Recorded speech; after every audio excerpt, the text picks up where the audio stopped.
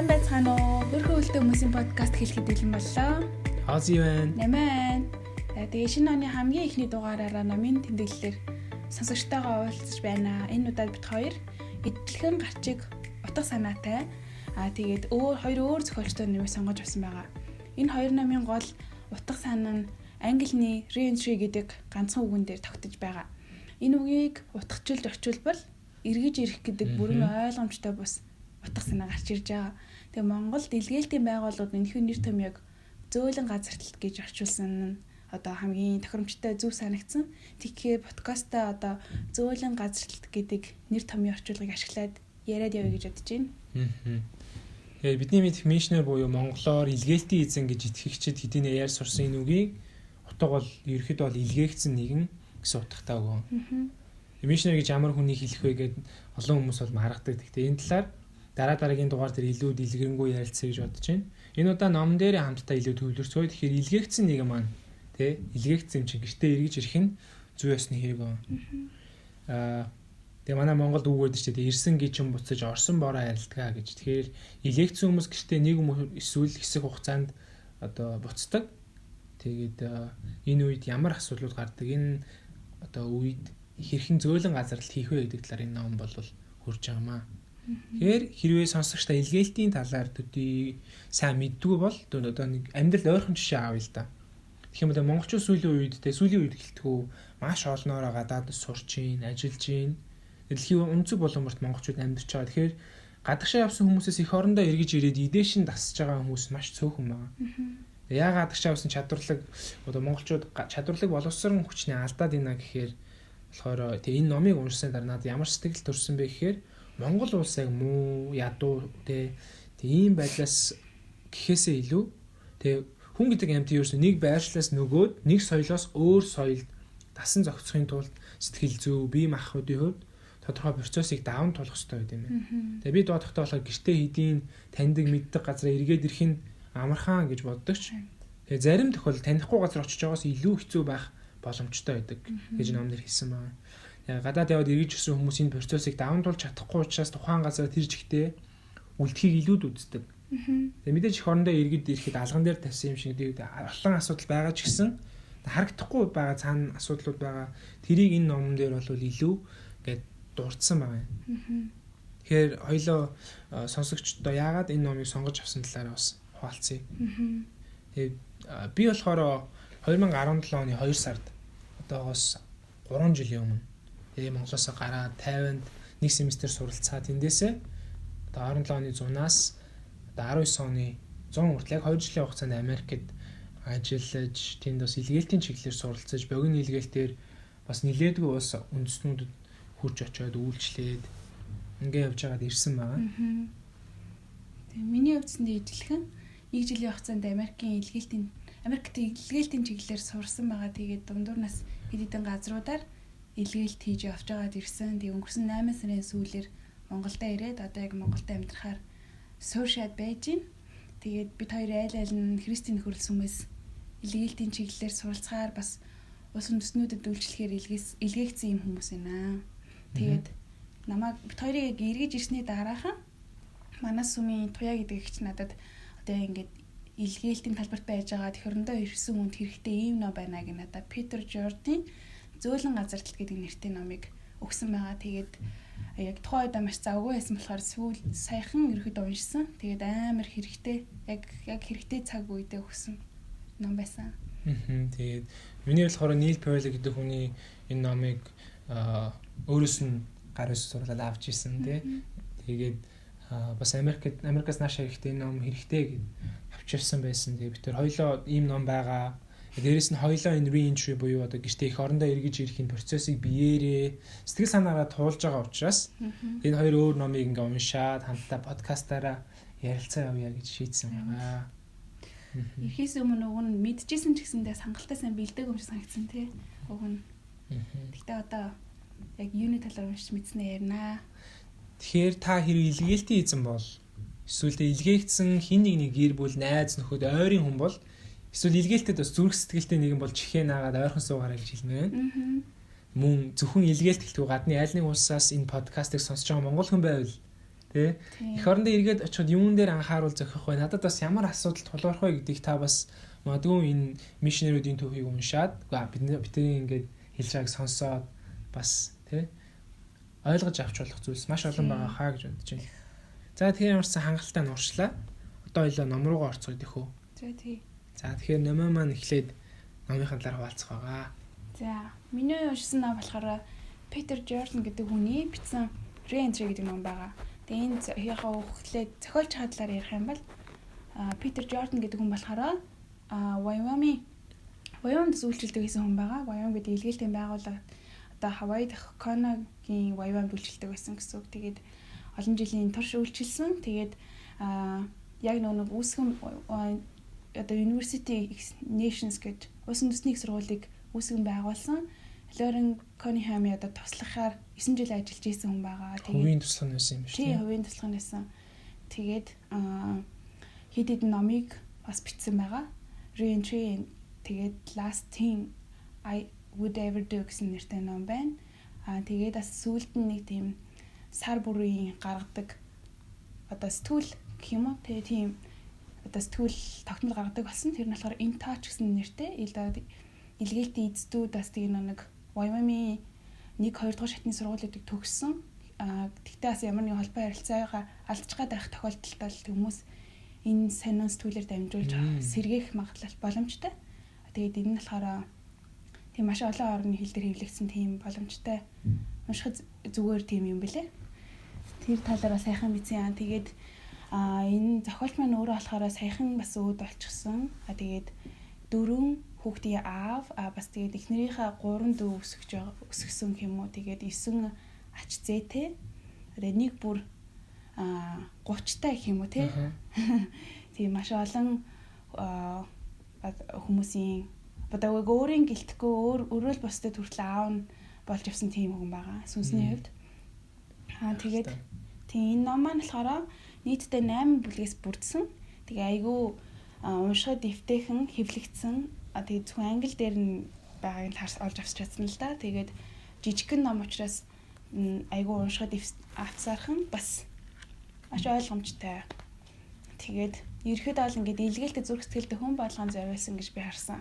Яа ингээд илгээлтэд явж исэн бас илгээлтээс одоо дөнгөж харж аваа ч юм уу эсвэл илгээлтэд гарах гэж байгаа хүмүүс зориулсан юм санагдсан надад. Тэгээд эхний бүлэг нь болохоор The Downwind Leg гэсэн. Энэ болохоор надад ингэж санагдсан илгээлтээс гэртээ харихаар төлөвлөх нь одоо маш чухал. Тэгээд харж явах замдаа ч гэсэн даас ингээд төлөвлөхөд хизээж ороодохгүй өөрийнхөө зүрх сэтгэлээ бэлдэх хэрэгтэй гэдгийг ерөөдөө бол аягүй харуулсан. Тэгээд яг ингээд илгээлтээ одоо дуусч явах үедээ тийм ээ. Яг үнийг яг бүрэн дүүрэн хаах хэрэгтэй гэдэг нь одоо ингээд яг л энэ бол ингээд илгээлт маань яг үүгээр яг энэ газрын илгээлт бол одоогийн байдлаар дуусчихна гэдгийг аягуулсан илэрхийлэх гэсэн үг юм байгаа л да өөрийнхөө хувьд. Тэг сэтгэл ханамжтайгаар дуусгах. Тэгээд ямар нэгэн яг бүрэн дуусаагүй гэсэн мэдрэмжтэй буцах юм бол дараа нь өөрөө айгу гимшдэг ч юм уу те өөртөө итгэлгүй байдал үүсдэг учраас одоо ямар нэгэн байдлаар сэтгэл ханамжтайгаар дуусгах нь маш чухал гэж бодсон. Тэгээд өнгөрснөө бодолтой төсөөлөл илүү одоо өмнөх туршлагаа одоо хөгжүүлэхээс илүү өнгөрсөндөө амьдраад байдаг тийм тохиолдол зөндөө байдаг. Тэгэл яг тэрийг хийж явах шиг санагдсан. Тэгээд нөгөө нэг яг энийг болохоор одоо эх орондоо ирсэн ч гэсэндээ өмнөх одоо илгээлтийн талбар дээр байгаа бүх юм нь бодогдоод сэтгэл зүрхэнтэй тэнд байгаад идэг. Би махадынхоо хувьд одоо эх орондоо ирч гисэн ч гэсэнд нэг тийм аз жаргалтай биш байгаа байхгүй юу. Тэгэл яг л тэрийг хийж байгаа. Тэгээд энийг нэг айгуу сонирхолтой байдлаар зүүрлсэн байсан. Тэр нь болохоор funeral буюу оршуулах ажил те. Оршуулгын үйл ажиллагатай ажил явдалтай зүүрлсэн байсан. Тэгээд энэ нь болохоор тэрийг яаж зүүрлсэн мэхээр нэг Абрахамын түүхтэй. Абрахам болон Сарагийн түүхийг авч яасан байсан, харьцуулсан байсан. Тэгээд Сара 27-той байх, 127-той байхдаа өөд болсон нь Абрахамын хувьд болохоор маш хүнд буюу одоо transition шилжилтийн үе байсан гэдэг. Тэгээд энэ нь болохоор түүнээс хойш одоо 127-тод өнгөрснөөс нь хойш Абрахам дахин гэрлэж 6 хүүхэдтэй болсон байдаг. 130 настай да. Вау. Тэгэл яг ингээд мэдээж тэр ингээд өөрчлөлийг даван туулахаас өмнө бол амар хэцүү байсныг нь тэр шилжилтийн re-entry гэдэг зүйлийг ингэж одоо орчуулгын үйл явдлыг харьцуулж үзсэн. Гэхдээ нөгөө нэг тэр явцад одоо орчуулгын үеэр чинь хүмүүс өнгөрсөн хүнийг айгүйх яадаг штэ тий. Дурсан санаж сайн сайхныг нь дурсаж одоо хүндэтгэх одоо орчуулгын үйл явдалтай юм. Харьцуулж зөөрлсөн гэж би memorial service гэж яддаг тий. Тэгэхээр дурсамжийн тий үйл явдал гэж үздэг. Тийм тэгэл яг энэ нь болохоор өнгөрсөнтэйгээ зуралдаал байх биш. Тэгээд яг ингээд одоо байгаа цаг хугацаатай амьдрахыг одоо харуулсан юм уу? Тийм тэгэл дараагийн бас энэ дотор ингээд хэд хэдэн хэсгүүд байгаа юм л да. Дараагийн хэсэг нь болохоор closure process гэж байгаа. Энэ болохоор илгээлтээс буцаж гэрлүүгээ явж байгаагаа ухаарах гэж байгаа юм л да. Түрүүний хэлсэн тийм ойролцоо. Тэгээд бурхан үнэхээр буцах ёстойг сануулсан бол үүндээ итгэлтэйгээр одоо буцах гэсэн үг. Ингээл би үнэхээр буцах ёстой. Энд чинь эсвэл үлдэх ёстой ч юм уу хоргодоод байдаг. Яг тэрийг хэлж байгаа юм л та. Тэр чамааг амьдралын чинь шинэ өрнөл рүү дагуулж буйг сайтар ойлгох үүнд хамгийн төгс жишээ бол Паул байгаа. Роми 8:28 дээр гардаг. Тэгээ ер нь бол яг илгээлттэй одоо энэ яг илгээлтээс буцаж хайрах үйл явцыг ч юм уу Паулийн түүхээр айгүйх жишээ авсан байдаг. Тэгээд хамгийн төгс жишээл гэж үзэж байгаа юм л да. Тэгээ guilt of going home гэж байгаа. Энэ болохоор илгээлтийн талбарт байхдаа тэгээд ямар хийх зүйл байгааг харж байгаач дуусгахгүйгээр орхиод явах тэр мэдрэмж тэр нь одоо ингээд ажиллаа дуусгаагүй юм шиг санагдах. Тэгээд тэр бүхнийг дуусгах гэж амаргүй л дээ. Илгээлт хийсний хувьд бол тий ганцхан өөрт нь өгсөн ажил биш учраас бүх тэр үүрэг хариуцлагыг өөр дээр авах бас шаардлагагүй юм шиг санагддаг. Гэхдээ бас хэцүүлдэ яг энэ мэдрэмж ингээд төрж байгаа тохиолдолд тэгэл бас орхиод явна гэдэг бол. Тэгэл маш ховор тохиолдолд мишнерүүд илгээлтийн эздүүд хийж байсан ажлаа бүрэн дуусгаад явдаг гинэ. Харин гэртээ буцах үед дутуу орхиж байгаа гэдэгт биш хамгийн хамт үйлчилж ажилласаа хүмүүс өөрчлөлдөж мөн одоо буцахын ч бурхны хүсэл гэдэгт анхаарахын зөв гэдэг одоо ажлаа дуусгаагүй байсан ч гэсэндээ энэ нь бол бурхны хүсэл гэдгийг одоо хүлээн зөвшөөрөх ёстой болж тааж байгаа байхгүй юу. Тийм тэгэл дараагийн хэсэгт нь болохоор харилцаа албаны талаар ярьж байгаа. Энэ ихэнх илгээлтийн эзэд эрэхтэй асар их шин санаатай ирдэг. Тэгээ амар шин санаа байгаад байдаг. Бүгдийг нэг дор хийж болохгүй. Тэгэл заримдаа ингээд эсвэл үдсэн газрын шин санаанууд нь одоо юу гэдэг одоо байгаа сүм цуглаанд нь ерөөсөй байхгүй байх тохиолдолд тэрийг хараад урам муугардаг ч юм уу. Эсвэл өөрийгөө ингээд бүгдийг нь хийж чадахгүй байгаад урам муугардаг ч юм уу. Тиймэрхүү сэтгэлээр ханах айгүйх нөх хүлээлтүүд хитрхи хүлээлтүүд хүмүүс дээр тавьсан бас өөр дээрээс тавьснаас болоод жоохон нурах тохиолдол гардаг. Тэгээд илгээлтийн талбарыг ингээ орхиод явахтаа ч юм уу тий ямар нэгэн сэвтсэн тий үл ойлголцсон харилцаа өөрөөсөө үлдээж болохгүй. Энэ нь одоо ямар нэгэн байдлыг дэмий гэсэн үг л тий. Одоо нэг үлгээлт дууссан бол яг тэр илгээлтийг маш тийм цэвэр зүр сэтгэлтэйгээр асуудалгүйгээр дуусгах шүү тий. Тэгээд энд нэг хил зүгийн тухай бас нэг тайлбарласан хэсэг байсан. Тэр нь болохоор once more around the mountain гэж байгаа байхгүй юу? Энэ нь болохоор нэг илгээлтийн явцад ингээл нэг л зүйл болоод байгаа юм шиг. Тэгэл энэ ил одоо маш ойролцоо ижлэхэн зүйлсэл дахин давтагдаж эцэст нь үүнээс тодорхой нэг зүйлс ойлгож сурж явахыг хэлж байгаа юм гэж байгаа байхгүй юу?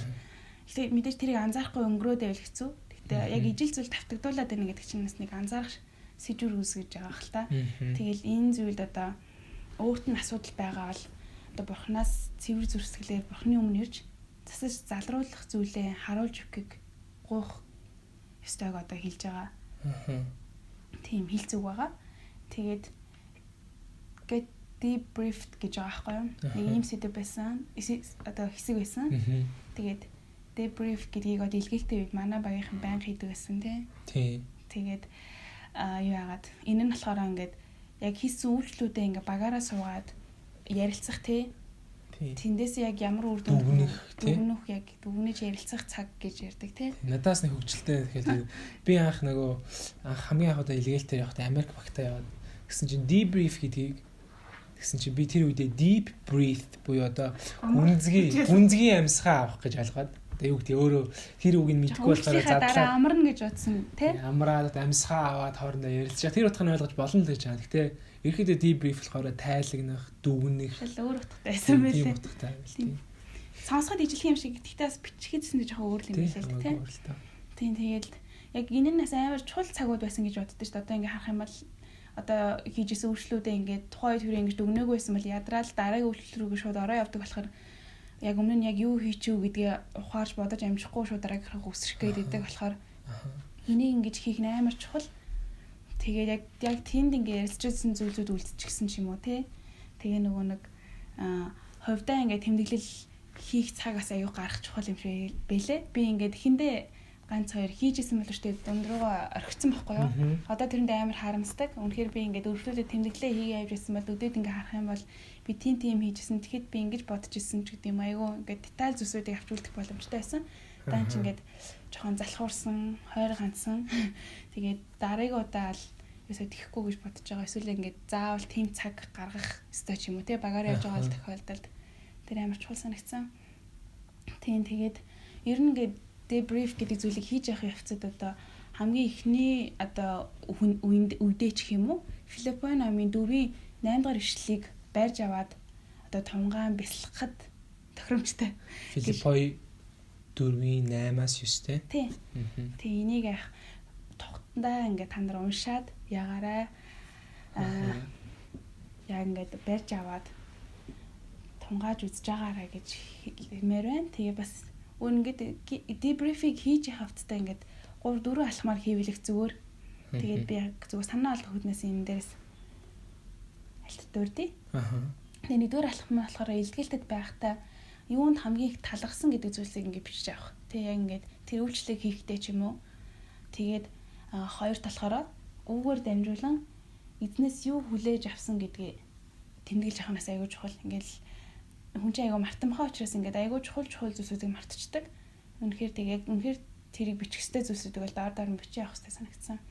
Алхам 3 нь болохоор илгээлтийн талбараас юу сурч туршлага хөрөнгөлүүлснээс бичих нь аягүй зүгээр.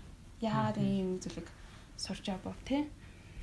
Тэгээд сүүлийн 4-р алхам болохоор үйлчлэл байхад хүмүүсийн амьдралд бурхан ямар өөрчлөлтүүдийг хийсэн гэх мэт зүйлсүүдийг мөн өөрийн илгээлтээс хийсэн дүгнэлт туршлага хуваалцах зэргийг багтаасан захиа бичиж өөрийнхөө одоо суурин хаяг руугаа найз юм уу одоо хамтрагчаараа тэгээ дамжуулан хэдэн сарын дараа явуулж өгөхөөр гуйх ч юм уу.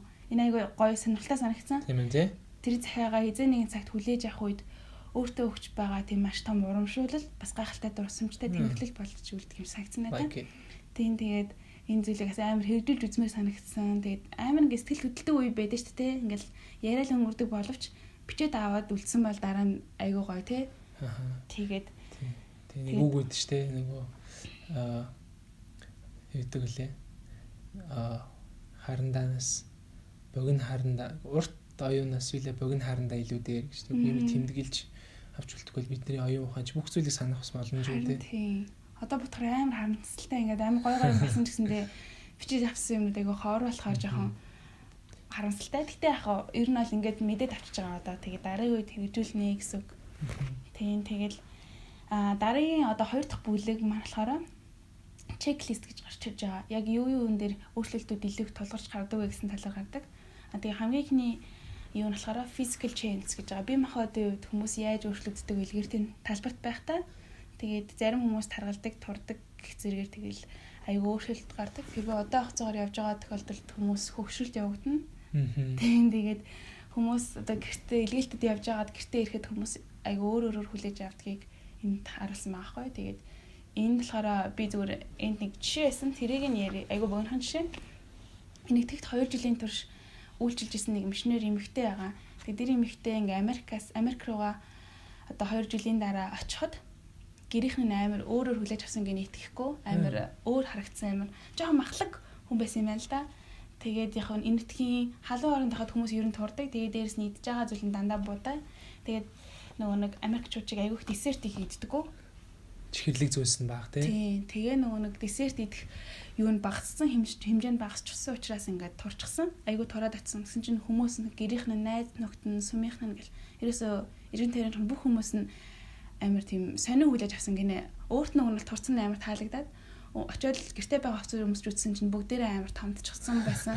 Тэгээ өөрийнхөө ингээд гой турсан одоо бие махбодтой амар сэтгэл хангалуун байсан боловч хүмүүс нь болохоор чи яг өвдчихсэн юм шиг харагдаж байна. Айгу муухай харагдаж байна. Цонхийч ч одоо тэг ядраад тэгсэн байна гэл тэнгуү чи нөгөө хүн чинь нэрнгээсээ тийм муухай харагдаж байгаа юм болоо гэж хүн болгон хэлээд тахаар яагаад буцаад өөрийнхөө хуучин хэвэнд байсан шигэ таргалж хэлсэн. Өөрийн мэдлгүй одоо ээж нь ингээ албаар зориудаар гэх юм охиноо ингээд иддүүлэх гээд хоолнд сайн болохгүй бол хоолоор байнга бөмбөгцөн бас ингээд десертэд айгүй хөвжсэн.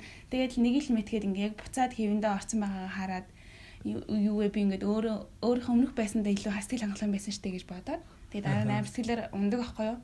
Тэгээл нэг хэсэг хугацаанд л болж байгаа амар богино хугацаанд ингээд таргалцдаг. Тэгээл тэрэндээ айгүй сэтгэл одоо гутарцсан үйл явц болсон. Тэгэхээр бас жоохон багаарч гэдэг юм уу те. Бас хүмүүсийн ингээ ятгалгаанд орох шаардлагагүй гэдэг ч юм уу. Тиймэрхүү зүйлсүүдийг би харсан.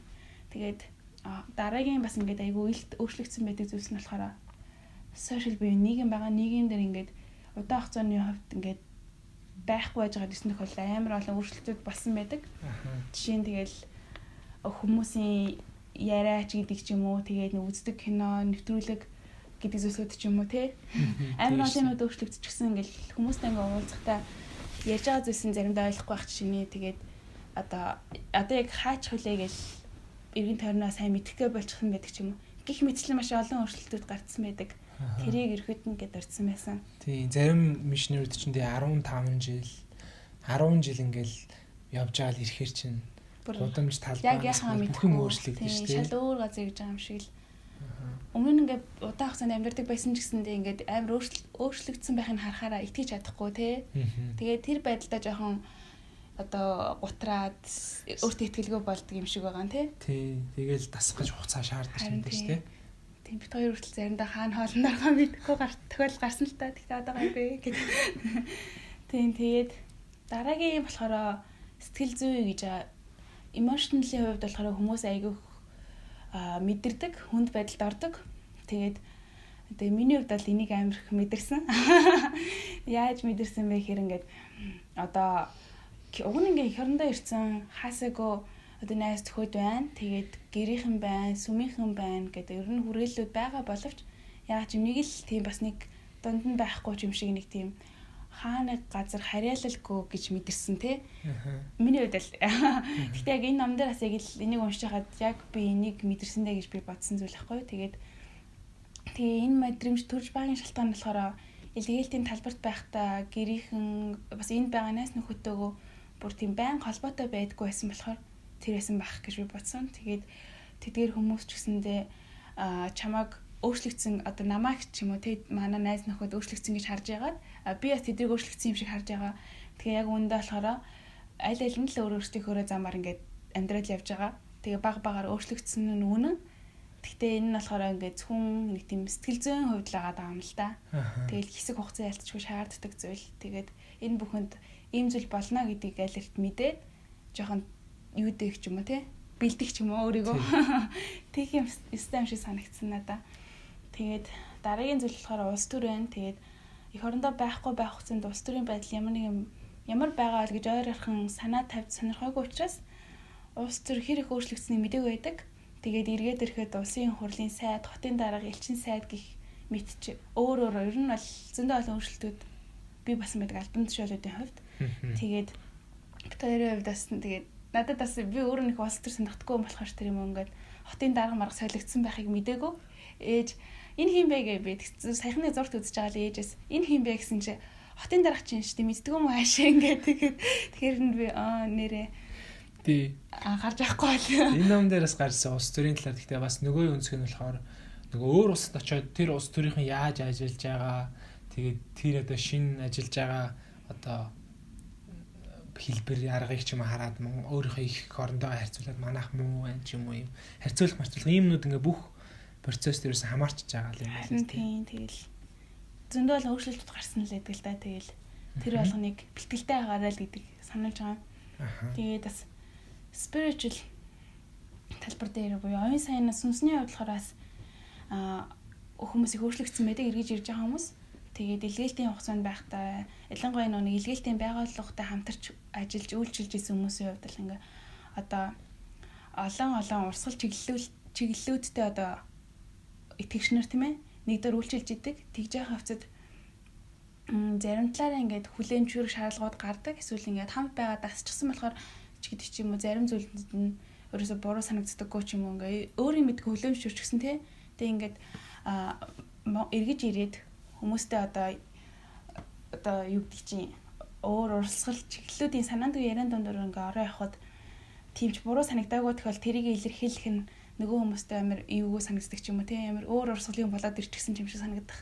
Сэтгэл төрүүлж магадгүй.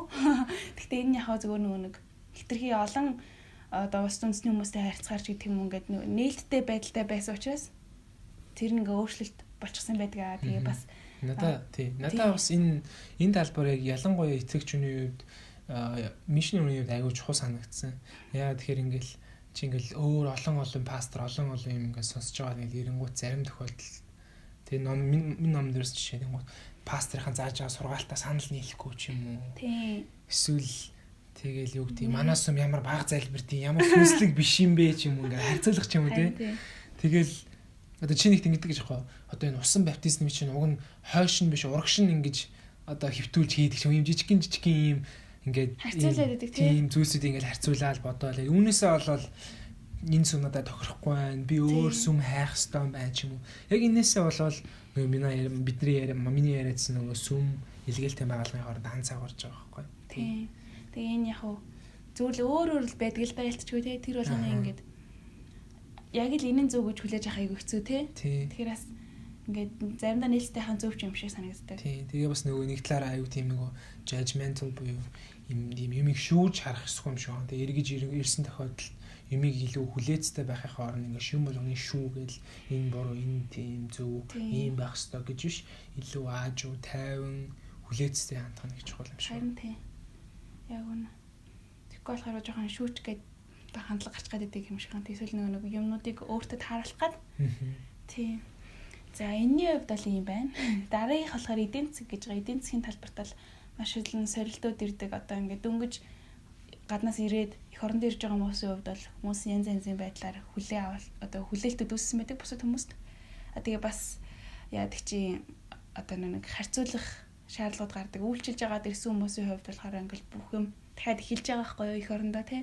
Тэгэхэд зарим байдлаар одоо үеийнхнийгээ хараад өөрийгөө харьцуулдаг ч юм уу, гэрийнхнээс өөрийгөө бусадтай харьцуулдаг ч юм уу. Тиймэрхүү ингээд айгу эдийн засгийн хувьд ингээд жоохон сорилтууд бий болдог юм шиг санагдсан надад. Тийм тэгээ дараагийн бас нэг тэр айгу өөрчлөлт авчирдаг зүйл нь болохоор гэр бүлийн өөрчлөлт. Ялангуяа удаан хугацаагаар ингээд илгээгдэж явж байгаа дэсүү хүмүүсийн хувьд үлдсэн ар гэрийнхэнд нь гэр бүлийн байдлын хувьд өөрчлөлтүүд орсон байдаг. Одоо хил чамаагүй байж байгаа ч юм уу тий. Ялангуяа дээр үед холбоо харилцаа хангалттай сайн байгаагүй үед ингээд зөвхөн захаа бичдэг ч юм уу. Баян гоцоор ирдэггүйсэн тохиолдолд гэрийнхэнд нь хүн дээр өвдсөн байх, хин нэгэн хүн дээр өвдсөн байх, эсвэл шинэ хүмүүс төрсөн тий. Өгч дүүс нь ингээд аль энэ хүүхдтэй болсон байхыг одоо хүүхдүүд нь бүр том болсныг харах бүр гайхмаар байна. Тэгээ дээрэс нь гинт одоо эмээ уунч гэдэг ч юм уу хүн нэг нөөд болсон байх. Тэгээ бүр цаашлаад салалтууд хүртэл ингээ үүссэн тохиолдол байдаг гинэ. Тэгээ тиймэрхүү зүйлсүүд ингээд гэртээ ирээд харахад амраас шоконд орж өндөр тусдаг.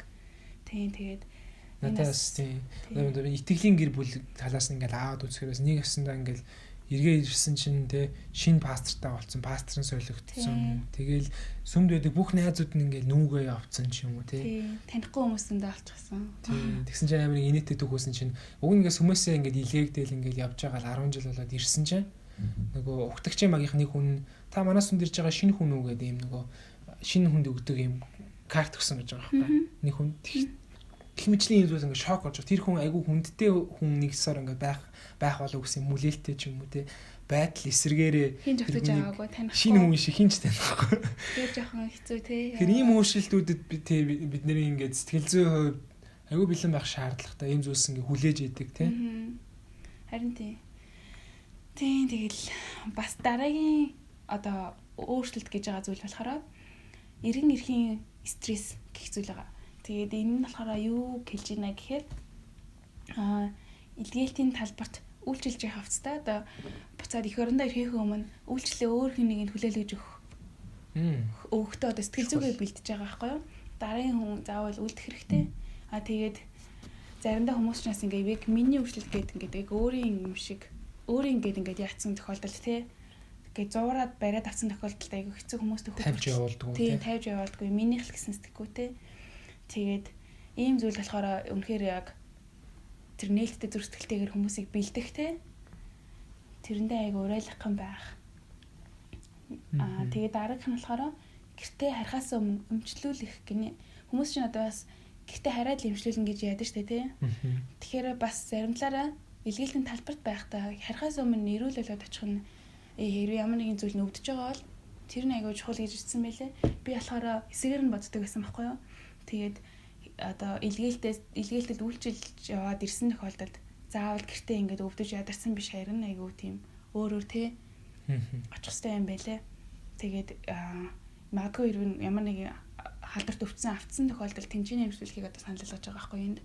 Зөв шүү тий. Тийм тэгэхээр бас тэрнээс айгүй нэрээ зөв ямар нэг өвчин бас их оронд аваад ирмээргүй л байгаа байхгүй юу. Тийм тэгээд бас нэг чухал зүйл байлээ. Энэ болохоор гэртээ одоо их орондоо ирэхдээ хамт үйлчлүүлсэн хүмүүсийг мөн газрыг гэлтгсэн одоо зүйлсүүдийг авчрах. Тэр нь одоо зураг байж болно, брошюр байж болно, календар байж болно тий. Хоёрыг авчирсан шиг. Тийм юм чухал юм тий. Тэгээд тэр хамт үйлчлүүлсэн хүмүүсийнхаа залбирлын захиач гэдэг ч юм уу тиймэрхүү зүйлсүүдийг авч яваад авчирч ирнэ. Одоо тэр нь өөрт нас хэрэгтэй байхгүй юу? Санах тийм ээ.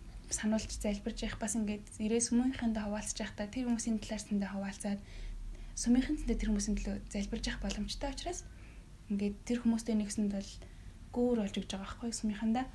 Тэгээд бас одоо сүмдээ зориулаад үйлчлэлийн тухай эсвэл тэр үйлчлэлтэй холбоотой илгээлтийн тухай ном авчрах бас нэг яг өөрийнхөө хийжсэн үйлчлэлийг видео олгосон байх жишээ нь эсвэл хүмүүс яаж үйлчилж байгааг видео олгоод ч юм уу сүмийнхээ илгээлтийн болонд өгөх. Яг чухал тийм. Яг ингээд түүх.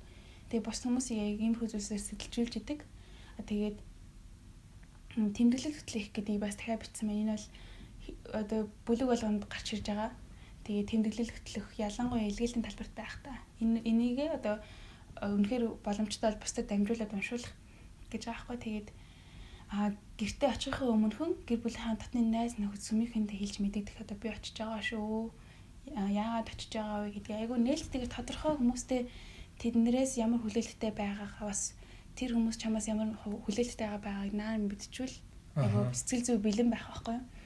Тэгээ сүм дээр очиод юу хийсэн тухайгаа хаваалцах ч гэдэг юм уу.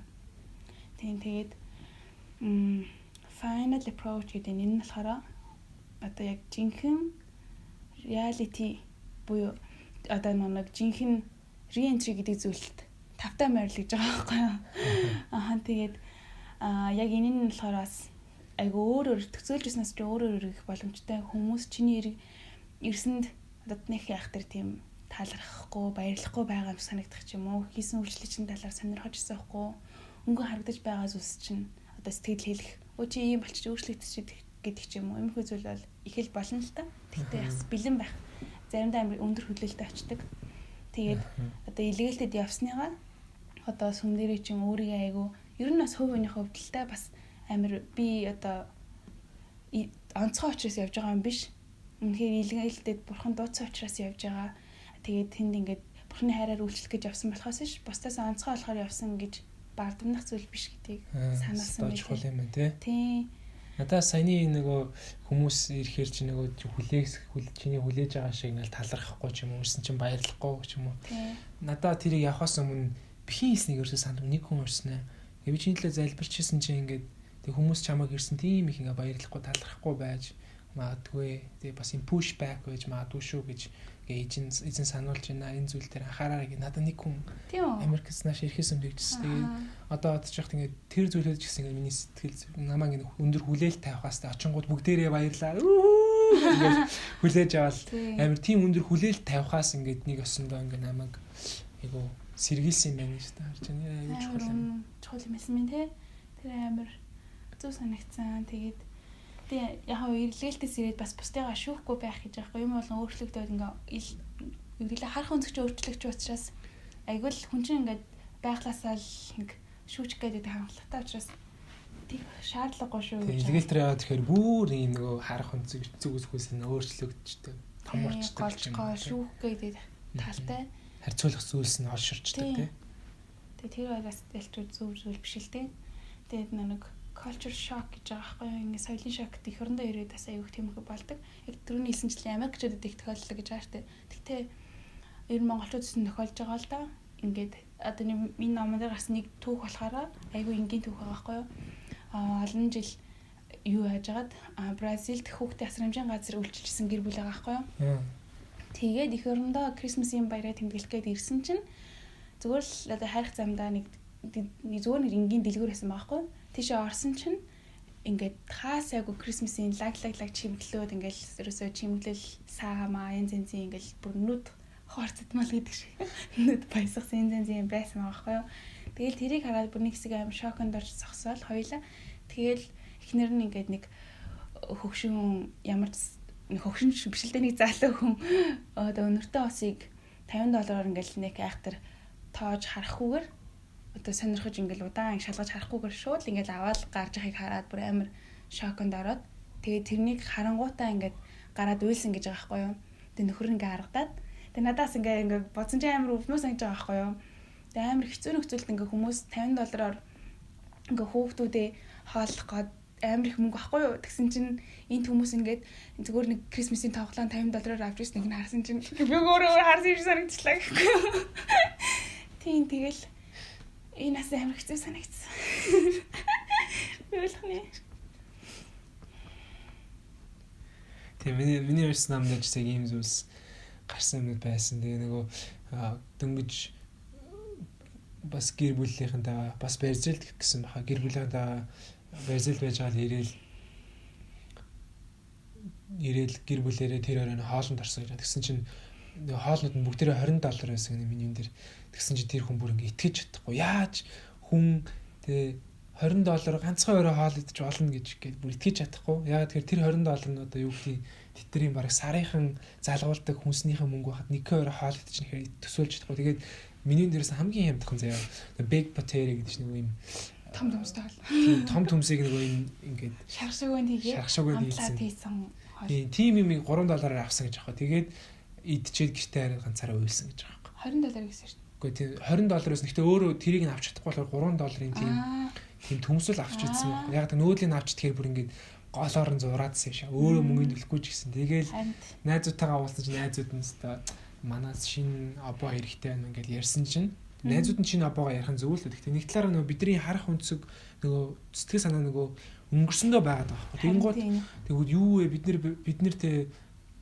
бид нэр тэнд одоо барьцаалт байхад бас ямар байла бид нэр тэг бүр ингээл нэг мөн нимкэн модон ингээ хаан ингээл босгол амьдэрсэн. Зүгээр хан байгаадаа л баярлдаг байсан. Тэгэхэд эдэн дэр хааныхаа абоон дээр ингэж ийм гоё абоо байх чинь ингээ солин мэл ингээ яриад идэх гэл. Тэгэл гэртээ хараа дахиад байсан гэж. Тэгэхээр ингээд сэтгэл зүйн хувьд ингээд эргээд ирнэ гэдэг ингээ айгүй их том өөрчлөлттэй юм шиг. Харин тийм. Надаас тэр дүгийг уншиж байхдаа ингээл үлмэс цэглэгнээл.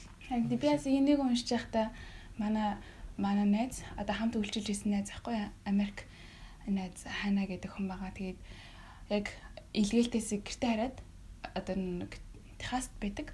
Тэгээд нөгөө нэг очиод яасан гэж байгаа хгүй гэрийнх нь ингээл хүмүүс ямар ингээд юмыг хахарамжгүй хайдаг одоо wasteful байгаа юм бэ гэж хэлж байгаа хгүй өөрийгөө. Тэгээд яг тийм юмыг хараад ингээд ерөөс бас юм хөдөлж авч чадахгүй нэг хэсэг аягүй хэцүү байсан гэсэн хүмүүсийг жоохон шүүчгээл ямар юм бэ гээл. Тэгэл ялч нөө илгээлтээс дөнгөж очисон тохиолдолд хэсэг тиймэрхүү сэтгэл зүйтэй болсон байдаг л та тий. Би бас нэг Тайландд байх сан чинь нэг асрамжийн газар байсан чинь усаар л зөв манай багийн их ингээл жоохон ашиглаад тоглож могсон чинь одоо амар хүнд тасаад жоохон хэцүү тий. Тэгээ ядуу газар байж иж ингэж ашиглалаа гэж бодоод амар сэтгэл санаа унжсэн. Тиймэрхүү зүйлсүүд аягүй их болдог. Тэгээ бас яг сүмдээ эргэж очиход юу болдог байдалтай энэ дэс гарч байгаа. Тэгээд яг сүмдээ буцаж очиход чиний одоо чиний одоо миний тэ дуудлагын дагуу хийх зүйл сүмд байхгүй байхад ч гэсэндээ дуулууртайгаар баяр хөөртэйгээр одоо ямар нэгэн зүйлд талбарт нь үйлчлэх гэдгийг одоо санах тэ санаачлагаараа одоо өөрөө шинэ өөрчлөл хийж болно эсвэл зүгээр л маш дараагаар одоо ухдаг чигээ ч юм өөрчлөх боломжтой. Тэгээд be accountable to others гэж байгаа. Энэ болохоор илгээлийн талбараас гэртээ ирсэн хэдий ч хаана хамааралтайгаа мэдгүй юу мэдэрч байгаа бусдаа хуваалцах чадахгүй явахдаа одоо өөрийгөө улам илүү даруусгаж нээлттэйгээр одоо хуваалцахын нэг олох. Ганцаараа ингээд шаналаа явуулахгүй гэсэн үг байхгүй юу? Тэнд тэр хүмүүс донд чамайг ойлгох хүн нэг юм байгаа учраас тэр хүмүүсийг олох одоо өөрөө төгөөлж хөдлөх гэсэн үг байхгүй юу? Тэгээд тэгэхээр одоо хүмүүс төрөхийг өөр ихлэ зарих нь ахна шүү дээ. Тийм. Тэгээд энэ донд бас ингээд сүм дээрээ бас хийх хэдэн чухал зүйлсүүд байгаа. Эхлээд хүмүүстэй тэгж хөрөх нь байна. Дараагийн чухал зүйл болохоор практикал зүйлүүд дээр ажиллана. Одоо жишээ нь илгээлтэд явахад нь дэмцсэн хүмүүст одоо баярлаа гэдгийг илэрхийлэх, тэднэрт одоо жижиг зориулж бэлэг илгээлтээс авчрах ч юм уу, тий, thank you card өгөх ч юм уу. Тийм. Тэгээд үнэхээр өөрийнхөө туршлагыг, илгээлтийнхаа туршлага түүхийг бусадтайгаа хуваалцахыг зорих. Хинийг асуухгүйсэн цэндээ ямар нэгэн зүгээр энгийн зүйл ярьж агаад хөөхөө ингээд дондор нь өөрөө ингээд сэргэлнээр оруулах ч юм уу, тий. Заавал хүмүүс асуухгүй байна гэд сэтгэлээр ороодах шаардлагагүй юм шиг байгаа юм бас. Тэгэхээр ер нь л өөрийнхөө харгуун хүндлэгөө ч юм уу өөрийгөө зөв сэтгэл зүйн хувьд айгүй бэлтгэл юм шиг хэрэгтэй аль талаараа ч гэсэндээ. Тэгээд энэ дундаас айгүй амар түүхүүд бас гарсан л л дээ илгээлтийн талбараас үссэн. Одоо хүмүүсийн хахрамжгүй байдлаас үссэн тийм түүхүүд байгаа байхгүй юу? Тийм тэгэл маш богинохон түүх байгаа байхгүй. Энэ болохоор яг удаан хугацаанд бас үйлчилж байгаад ирсэн эхнэр нөхөр тэгээд 4 хүүхэдтэйг үйлчилж байгаад ирсэн хүмүүс аа. Тэгээд эргээд сүм дээрээ ирсэн чинь угнаал пастраас нь тэгээд сүм дээрээ илгээлтийнхаа түүхийг хуваалцахыг тэгээд бас ингээ нээлттэйгээр хүмүүсийг асууж болохыг зөвшөөрсөн юм байна л да. Тэгсэн чинь ингээл нөгөө хүмүүс чинь яг ингэж өрсөнд нь амар баярлаж талархаал тэгэл догтлол очиод тэгээд яасан чинь жоохон удаан хугацаанд үйлчлээд ирэхтэй бас ядуу буурай газар байсан учраас тиймээс турж ядарсан ч юм уу тэгээд харахад бас тийм амар өнгөлөг гой харагдаагүй юм байна л да. Тэгсэн чинь хүмүүс тийм зүйл дээр нь ингээ толгуурлаад юмаа үйлчлэхэ талаар танилцуулж дуусныхаа дараа нэг одоо хөгшин гэх юм уу донд иргэн насны хүн ингээд гараар өргөж босоод асуухтаа юу яасан гэсэн нөхөрт нь ингээ хандаад чи ингээ гэр бүлийн ийм байдалтай авч явж байгаа да санаа зовхгүй байна гэж хэлсэн гинэ. Тэгээ тэр бол амар том шүүмжлэл байгаа байхгүй юу? Тэгээд нөгөө хүмүүс ингээ амар шоконд ороод тийм асуулт асууна гэж бодоог байсан болохоор амар тэрнээс хойш ингээ сэтгэл санаагаар аяг унсан гэж байгаа байхгүй. Тэр бол ингээл нөгөө хүмүүс амар догтлж исэн тэр сэтгэл санааг бол ингээ тэр чигээр нь байхгүй болгочихсон. Гэхдээ ингээд хүмүүс олиг тэгж байгаагаа ерөөсөн мэдрээгүй юм шиг байгаа. Тэгээд нөгөө нэг одоо энэ үйлчлж исэн гэр бүлийн хувьд бол амар тийм сэтгэл зүйн дарамтанд ороод тэгтээ ингээд яг тэр зүйлээ ээжсэндээ өөртөө амар тийм одоо юу гэдэг сэтгэл зүйн хувьд бол өөр тийм ямар гэж хэлмээр юм. Тэгтээ ямар ч гэсэн гэр бүлээрээ сууж залбираад энэ хүмүүс хичнээн бидний ингэж өвтгсөн ч гэсэндээ энэ хүмүүсэнтэй залбирах хэрэгтэй. Гээд ингээд өөртөө ярилцаад уучлсан байгаа байхгүй юу? Тэгээд тэгсэн ч гэсэндээ сүмдээ ингээд үйлчлэх одоо зүр сэтгэлээр яг нэг илгээлтийн талбартаа тий сүмийнхаа тийм булан гэж байгаа шүү дээ. Илгээлтийн булан гэдэг зүйлсээр үйлчлээд маш ингээ баяр хөөртэйгээр даруугаар ингээл одоо thank you card бичдэг ч юм уу хүмүүсийг уриалдаг ч юм уу ингээ амар идэвхтэй байсан чинь сүмд нь айгүй өөрчлөлт гарсан гинэ. Тэрийг хараад пастор нь айгүй урамшуулж дэмжиж ирсэн бас ингээ өмнө нь хийжсэн тэрний санаандгүй одоо жижигхэн зүйлс төр ямар их одоо яаж исэн гэдгээ нөгөө хүмүүсийг гомдоож исэн гэдгээ ойлгоход өөрчлөлт гойдаг талаар. Энэ бол амар бас амар хэцүү байд хүнд нөхцөл байдал. Гэхдээ нэлгэлт эцтэй хувьд бол ингээд тэр зүйлдэрсэндээ амар тийм ямар хандл зүг хандл гаргасан байгаа байхгүй тий. Тэгээд ийм зүйл болж ингээд орхио явал орхиж явна штэ тий. Тэгэхгүй ингээд тэгсэн чсэндээ үлддэг. Надад амар гахалтай санагдсан. Тэгээд тий яг энэ зүйл дээр ингээд нэг forgive much, love much, walk humbly гэдэг энэ дэр одоо маш өгөөмрөөр уучлах, илүү ихээр хайрлах, дараагаар алхах гэдэг яг энэ зүйлийн төгс жишээ нь болсон гэр бүл юм уу гэж би харсан байхгүй юу? Тэгээд Тэгтэл бас илгээлтийн талбарт мишнэр хүмүүс ямар их золиос гаргаж тэгээ дуудлагын төлөө бас ямар олон зүйл үгүй гэж хэлж тэ энэ дэлхийн амжилт магадгүй тэр хүн зүгээр тэр нийгэмд ингээл ажиллаад явсан тэ бурхны дуудлагыг аваарал тэгээл явсан бол магадгүй гоё гэр бүлээ тэ ингээл өнгөлөг сайхан байна юу вэ тэгэл аваад явах байсан. Гэтэ түүнээс илүү үнцэн түүнээс илүү тэ хийсний дуудлагт дуулууртай байна гэдэг чинь тэрнээс илүү чухал. Есүс миний надад амар хүрч ин сонсоогүй. Тэгээ чиний нэг уншсан ном би уншаагүйсэн учраас наваад сонсож надад амар хүрч ин. Харин тийм. That's би амар багчсан. Тэгээд яг илгээлтийн хувьд бүх хүмүүсийг ер нь л дуудсан гэж ярьдэн шүү дээ, тий. Хүн болгон яг нэг агуу цамчиг тараахаар дуудагдсан хүмүүс гэж хэлдэг. Тэгээ яг 95% хүмүүс нь үүнийг хөлөөншүүрдэг хүмүүс байдаг гинэ. Тэгээ 5% нь болохоор илгээлтэд дуудагдсан хөлөөншүүрдэг бас тэрний дагуу алхдаг хүмүүс байдаг гинэ. Тэгээд тэрээс аягүй сонирхолтой тоо баримт харагдсан байхгүй амар харьцангуй. Тий. Тэгээд бас дараагийн жишээ болохоор 7 дахь бүлэг байгаа. Энэ болохоор гэр бүлийн хувьд re-entry яаж тулгардаг вэ гэж байгаа байхгүй юу? Тэгээ гэр бүлэрээ маш олон хүмүүсээс үйлчлэлтэй шүү дээ, тий. Яг энэ зүйл дээр болохоор хүмүүс гэр бүлээр үйлчлэхээр маш зөв гэж үздэг. Бас нөгөө талаараа ингээд их орондоо буцахад энэ илүү бас хүн дээр одоо нөлөөлдөг хүмүүс нь л гэр бүлээдэг юм байна л да. Тэглэг байхаа. Тийм тэгээд гэр бүлийн одоо илгээлтийн талбарыг орхихоос өмнө гэр бүлийн зураг бас аюудын хүүхдүүдэд юм хамаа баглахт нь одоо хамгийн үнцэнтэй эрдэнэ мэт зүйлийг нь харихыг зөвшөөрөх гэж байгаа юм. Аваад харихыг тийм. Гэтэ яг энэ амар сүртэй сонсогдож байгаа ч хүүхдүүдийн хувьд бол амар чухал зүйл. Бидний хувьд ингээ харах юм бол зөвөр нэг чихмэл тоглоом байх чинь тий. Гэхдээ энэ зүйлийг ингээ аваад явж байгаа тохиолдолд хүүхдүүд тэрнтэйгээ хаанч байхдаа гэртээ гам шиг тийм санагддаг гинэ. Тэгэхээр бас яг тийм зүйлсүүдийг нь авч явахыг аягүй зөвшөөрөх хэрэгтэй. Тэгээд хүүхдүүд одоо нэг өөрөөр сургууль сурсан байгаа шүү дээ. Тэнд ингээ home school гэж ярьдаг. Эсвэл өөрөөр сургуульсан сурсан байгаа. Тэгэхээр яг сургууль дээр хийжсэн ганц хоёр зүйлсүүдийг нь авч явахыг зөвшөөрөх тий. Бас нэг энэ нэг аюу гой санагдсан энэ илгээлийн талбарт байхдаа тийм өдөр тутмын амьдралаа дурсах тий тайлбартай зургийн альбом ихийг санал болгох гинэ. Зургийг аваад доор нь хүүхдүүд өөрсдөө ингээд тайлбар бичих. Энэ амар чухал санагдсан. Тэгээд 7 хоногийн одоо ингээд re-entry эцэгхийн бэлдэж гэсэн байхгүй хүүхдүүдээ Canada Night гэж хийдэг. Canada Night буюу одоо нэг Канадын гэр бүлийн байгаа байхгүй юу. Тэгээд нэг оройг 7 хоногийн нэг оройг одоо бэлтгэх гэж зориулаад одоо юу аим гэсэн үг. Тентхийн соёл гэдэг зүйлсийг хүүхдүүдэд санаалж бэлтгэх хоолоодыг бас сануулгах. Тэгээ энэ ийм амттай байдаг гэдгийг бараг тайлбарлаж хэлэх зургийг харуулах. Тэгээд эмээ өвөгийн зургийг харуулдаг ч юм уу. Насаараа ч юм уу илгээлтийн талбарт амьдсан хүүхдүүд зөндөө байдаг учраас тийм тэгээд хүүхдүүд яг тиймэрхүү байдал дээр ингээ бэлтгэгдсэн хүүхдүүд гэртээ харахтаа бас өөртөө ихтгэлтэй байдаг. Аав ээж үжсэндээ хүүхдүүд нь ихтгэлтэй байхыг санаа зовхгүй, айж имээсэн байх, эмээгээгүй байхыг харахтаа аав ээж үдэнсэндээ ихтгэлтэй байдаг гэж байгаа хгүй. Амар тайван гинаар гэртээ хайж чаддаг. Айцгүй. Тийм тэгээд одоо хэрвээ ингээд илгээлтийн талбарт маш удаан жил амьдарсан хүмүүсийн хувьд болохоор гэр бүлийн бүтцийн өөрчлөлт гэж байгаа хгүй. Энэ нь болохоор нэг тийм дадал зуршил гэр бүлээрээ хийж дадал зуршил болсон зүйлсүүдийг одоо гээдүүлэхгүйгээр авч их орондоо авчих. Энэ нь болохоор гэр бүлийн уур амьсгалыг авч үлдээхэд одоо маш чухал зүйл үүдэг байгаа аахгүй. Тэгээд хэрвээ гэр бүлд нь өсвөр насны хүүхдүүд байдаг бол одоо өсвөр насны хүүхдүүдийг ялангуяа дэмжих хэрэгтэй.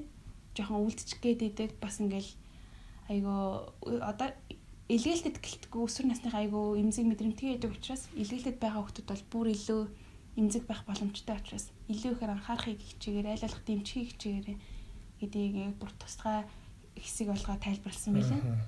Тэр нь л цохос дуржиж байгаа дурдаал явж байгаа шүү. Тэгээд яг илүү ихээр тусад нь авч уншмаар юм билээ. Тэгээд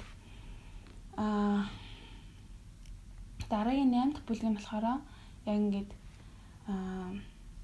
бурхны одоо яг хөрөнгө оруулалт гэж юу вэ те яг дуудагдсан тохиолдолд тэр нь одоо хөрөнгө оруулалт болж ирж байгаа зүйлийг ярьж байгаа байхгүй. Тэгээд Луухын 12 дахь бүлгийн 48 дээр хэлсэн байлаа. Нэг ишлэл нь болохоор энэ ишлэл нь болохоор харин үүнийг мдээгүй бөгөөд ташуурын амт хүртэх хэрэг үйлцэн нэг нь багахан хүртэх нэг нь хинд их өгөгдсөн байна. Түүнээс ихийг шаардна. Хинд их даалгагдсан байна. Түүнээс ихийг нэхнэ гэж. Тэгээ энэ ишлэлийг яг ингээд илгээлттэй холбож юу гэж ойлгож болох вэ гэхээр бурхны илгээлтийн туршлагыг өгсөн нь үүнийг итгэмжтэй ашиглахыг, мөн авьяасч дээр улам их ашиглахыг одоо хүсэж өгсөн байгаа хгүй. Тэр чадвар чинь нэгсэнд бол энэ хугацаанд хийсэн бүх зүйл чинь чадвар болж үлдэж байгаа. Тэгээд энийг туршлага болж үлдэж байгаа. Тийм чадвар туршлага болж үлдэж байгаа. Тэгээд зүгээр нэг дурсамж болгоод үлдэх биш. Тэгээ бусдыг сургах, бэлтгэх гэдэг ч юм уу те. идэвхтэйгээр өргөжлүүлэн ашиглахыг хийсэн юм шиг санагдсан байна. Амар гоё өнцөг байна. Амар таалагдж байна. Тийм тэгээд энд яг ингээ яг төгсгөлийн хэсэг учраас ингээд илүү их урамшуулад уриалж байгаа хэсгүүд байгаа. Тэгээд яг юунд уриалж яана гэхээр одоо илүү ингээ зуучлан залбирдаг байх тий. Тэгээд илүү их өгдөг байх. Тэгээд би бинийгээ дэмждэг байхыг бас яаж юм уриалж байна. Тэгээд be part of mission board гэж байгаа байхгүй. Тэгэхээр бас илгээлтийн багт тий байхыг тэгээд илгээлтэд богино хугацаанд ч гэсэн хүмүүсийг айгүйх дэмжиж уриалах тий. Тэгээ хүрээ ингээд яавал бас ойлгодгүй хүмүүс байгаа шүү дээ. Сүм дотор чинь хүрээлэл дунд чинь ч юм уу. Тийм тохиолдолд тэр хүмүүсийг маш богино хугацаагаар ч гэсэндээ авч яваад өнтөр юунд дундуур явдаг тийм ээ гэдэг зүйлсийг өөрсдөр нас мэдрүүлвэл тэр хүмүүсээс илүү оролцох хүсэлтэй болно гэдэг зүйлсийг энэ ном дээр бичсэн байлээ. Тэгээд түрүүний хамгийн анх хэлжсэн тийм ээ in touch гэдэг нэг тийм сэтгүүл байдаг. Вайамаас гаргадаг. Одоо Вайам гэдэг маань өөрөө илгээлтийн байгууллага байгаа шүү дээ тий. Youth with a mission. Тий. Тэгээд яг энэ сар бүр гаргадаг in touch гэдэг яг холбоотой байх гэж хэлэх юм баг тий.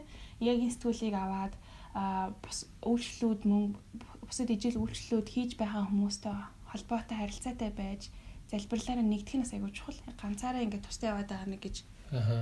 Тийм ёс яга Вайам гэж байгаа ш. Та нь болохоор одоо Монголд энэ жилийн хугацаанд тэгэхэд Эрдэнэт, Дархан, Улаанбаатар, Баян хонгор гэсэн 4 аймагт одоо Вайамын 1-р шатны сургууль буюу дагалдах шилдэг сургуульд явж байгаа тийм. Энэ сургуульд 3 сар танхимаар суралцаад 2 сар илгээлтээр явдаг. Тийм. Хэрийн илгээлт ч гэсэн илгээгдээд эргээд ирэхэд энэ хүмүүс энэ оюутнууд эргээл нурийн жишээ гэдэг тийм нөгөө зөөлөн газар дах процессыг хэдий богино хугацааг ч гэсэндээ иймэрхүү зүйлс байнга болж идэг гэж аахгүй тийм. Тэгэхээр бас энийг ч гэсэн одоо илгээйтээр явж байгаа оюутнууд маань сонсож байгаа бол битэр ч гэсэн санааны үед бэлдээрээ 3 сургууль дээр нь орчуулга хийсэн байгаа. Эрдэнэт төлөв жил очиж чадаагүй. Тэгэхээр баг бүгдээрээ таньж байгаа хөт хэрэг. Тэгэхээр бас энэ бүхэнд өөрсдийгөө бэлдээрээ. Тэгээ бас саяны манай их нэрийн хийсэнчлэн investment буюу тэр эзний өгж байгаа энэ хөрөнгө оруулалт шүү. Энэ цаг хугацаа энэ илгээлт бол энэ бүхнийг эргээд бусдыг ивэхийн төлөө, бусдыг зааж сурахын төлөө, эзний хаан тусыг тэлхийн төлөө ашиглаарай. Хэрвээ ингэж богино гэсэнтэй хугацаанд илгээлтээр явж байгаа хүмүүсийг дэмжих тийм ээ ирсэн тохиолдолд тэднийг сэтгэлзүйн хөвдөснөд дэмжиж тий одоо анхаарал халамж тавина гэсэн үг шүү дээ. Тхийг бас уриалж ийна. Энэ айгуу чухал зүйл юм байлаа шүү. Тийм тэгээд бас нэг хэдэн хавсралт зүйлсүүд байгаа байхгүй юу? Одоо хэрвээ одоо илгээлтэд явхаасаа зүйлсүүд анхаарах зүйлсүүд гэдэг энэ номон дээр байгаа. Тэгээд энэ зүйлсүүдийг би дуртахаа боллоо. Ерөнхийдөө бол нэлийн хугацаа орчих боллоо. Тэгээд бас ингээд debriefing гэдэг зүйлсийг би түрүү ярьсан. Энэ зүйлийг чсэндээ яг хуваараа хэрвээ ингээд группээр хийх боломжгүй тохиолдолд ганцаараа илгээлтэд явж байгаа хүн ч байсан хамаагүй байнгын тэмдэглэл хийж одоо дүгнж явах хэрэгтэй. Байнгын тийм ээ. Энэ амар чухал. Тийм тэгээд заавал тэрэндээ цаг гаргаараа гэдгийг бас яг сүүлд нь сануулж хэлье. Тэгээд бас яг сүм дээрээ одоо богино хугацаа гарцанд илгээлтэд явахыг уриалах. Зөвхөн ингээ Вайам гэж ярьж байгаа юм биш. Өөр маш олон илгээлтийн байгууллагууд байдаг учраас тиймэрхүү байгууллагуудтай холбогдож болно тий. Тэгээд энэ ном дээр бас ямар номууд уншиж болох вэ гэдгийг бас санал болгосон байгаа. Маш олон унших номууд байгаа. Гэхдээ яг минь намайг энэ уншиж явах явцад хамгийн чухал санагдсан 2 ном болохоор гэр бүл гэж юу вэ? Тэ what is a family гэд зохиолч нь болохоор Edith Schaeffer гэж хайж олвол одоо ном нь олдно. Энэ бол амар чухал. Яг ингээ гэр бүлэрээ илгээлтэд явж байгаа хүмүүс зөвхөн илгээлт гэлтэхгүй ерөөхдөө бол гэр бүлийн хувьд бол амар хэрэгтэй санагдсан. Гэр бүлд ерөөхдөө унших шаардлагатай ном шиг санагдсан. Тэгээд хоёр дахь ном болохоор Serving as a Senders гэдэг Neil Perola гэдэг яг чиний уншсан номын зохиолч те.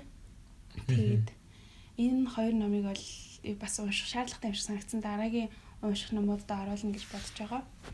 За тэгээд ерөөхдөө бол ингээд дуусгая. Тэгээд энэ ном маань болохоор яг ингээд уншихад айгүй авсаархан жижигхэн ном учраас ингээд яг гарын авлага болгоод ч юм уу сүмд бол заавал байж хэвээр. Тэгээд бас үнэхээр илгээлтэд зүрх сэтгэлтэй хүмүүст бол маш ойр байгаад тэгээд дахин уншаад байхад буруутахгүй гэж би бодож байгаа. Тийм. Тэгээд одоо болохоор миний одоо би уншсан номоо одоо ярих хэсэг бод. Гэхдээ подкаст минь хэтэрхий урт болох гээд байгаа болохоор битээр ингээд энийгээ дуусгаад энэ одоо 3 дахь подкастынхаа 2 дахь хэсэг болгож тусдаа оруулъя гэж бодож байна. Тэгэхээр ямар ч байсан Питер Jordan гэдэг хүний Re-entry гэдэг номыг бүгдээрээ өнөөдөр дүгнж ярилцлаа. Би тэгээ өөрийнхөө номоос бас уншсан, ойлгосон зарим хэсгүүдээ бас дэмжих байдлаар хуваалцсан байгаа. Тэгээд 2 өдрийн зайтай ч юм уу би тэр дараагийнхаагаа оруулъя. Тэгээд та бүхэндээ баярлалаа. Илгээгдсэн нэг юм бол зөөлөн газар дараа илгээсэн нэг юм бол зөөлөн газар дэх өрсвийг нь та бүрдүүлж өгөөрэй гэж асууж байна. Тэгээ хөрхөн хөлтэй хүмүүсийн подкаст 3 дахь дугаараа хүргэлээ. Ахаад 2 дахь хэсэг байгаа гэдгийг анхааруулъя. Тэгээд удахгүй уулзцай. Баярлалаа.